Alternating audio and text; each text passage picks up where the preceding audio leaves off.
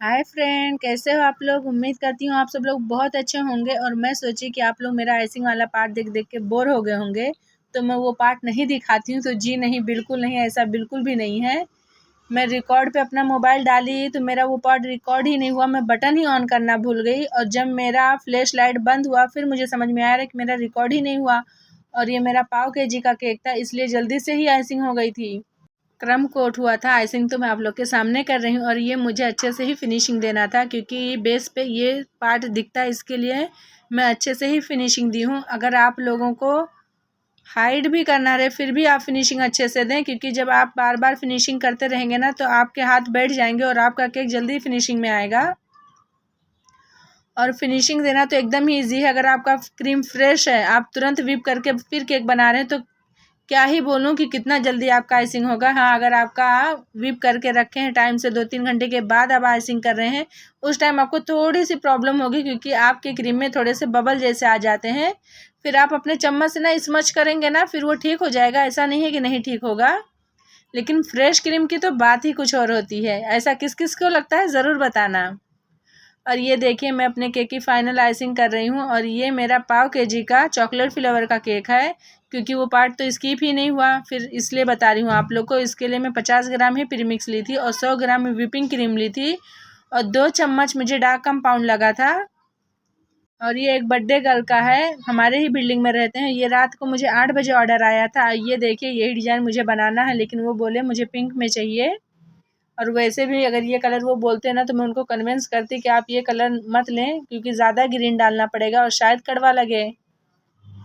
और ये मैं पहले टूथपिक से ना उसको ड्रॉ कर ली हूँ, क्योंकि ड्रॉ करना ज़्यादा ठीक रहता है, नहीं तो डिज़ाइन आगे पीछे हो जाएगी, फिर केक ख़राब हो जाएगा।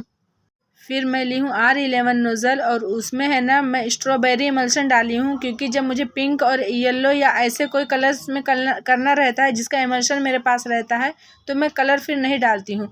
और मैं जब ऊपर पहले बनाई ना, फिर मैं जब देखी मोबाइल में तो देखी कि अरे नीचे से उसकी डिज़ाइन है। मैं पहले ध्यान ही नहीं दी, नहीं तो अपना केक थोड़ा आगे खसका के रखती और फिर आगे स्पेस बनाती, फिर वहाँ से मैं बनाती हूँ। लेकिन अब वो तो गलती हो चुकी थी। तो आप लोग को कभी ऐसा बनाना रहे तो आप लोग ये गलती दोबारा मत करना। अपना केक पीछे के साइड में रखना, फिर नीचे स्पेस मिलेगा आपको। और ये पाव केजी का है, तो इतना बड़ा तो नीचे का बेस रहता ही नहीं है, लेकिन अगर मैं ध्यान दी होती थोड़ा तो आगे कर ही देती। और ये फ्रिल बनाने में तो आपको क्या ही बोलूँ, 1-2 ही मिनट लगे थे।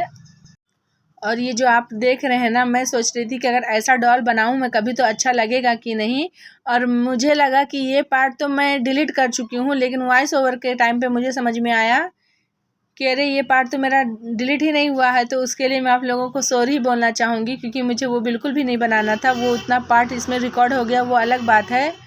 और जो आप लोग स्क्रीन देख रहे हैं ब्लर है ना, मुझे लगा कि ये स्क्रीन ब्लर क्यों आ रहा है। फिर मुझे लगा कि शायद ऐसे ही आ रहा है, जब मैं वीडियो देखूंगी ना तो सही हो जाएगा।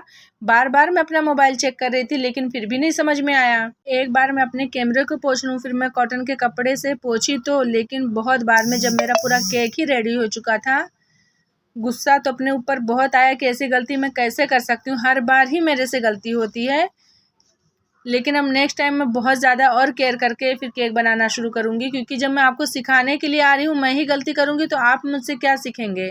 और वाइट क्रीम में मैं थोड़ा सा ब्लैक कलर डाली हूँ, फिर ये कलर हुआ है ग्रे टाइप में है, थोड़ा ज़्यादा ब्लैक नहीं है, क्योंकि उसका हैंगर बना दी हूँ, क्योंकि उसमें भी ऐसे ही था।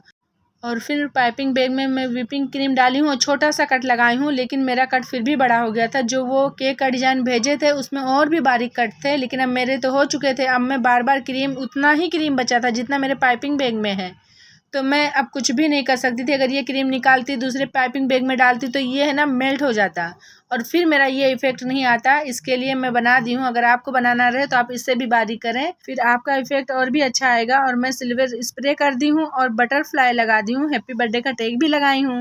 और बटरफ्लाई तो उसमें नहीं था, लेकिन मैं अपने केक को और भी सुंदर करने के लिए लगाई हूँ, और कस्टमर तो सच में हैप्पी हो गए थे, क्योंकि वो उसमें तो था ही नहीं। और ये रहा मेरे केक का फाइनल लुक। मिलते हैं नेक्स्ट वीडियो में। Bye bye.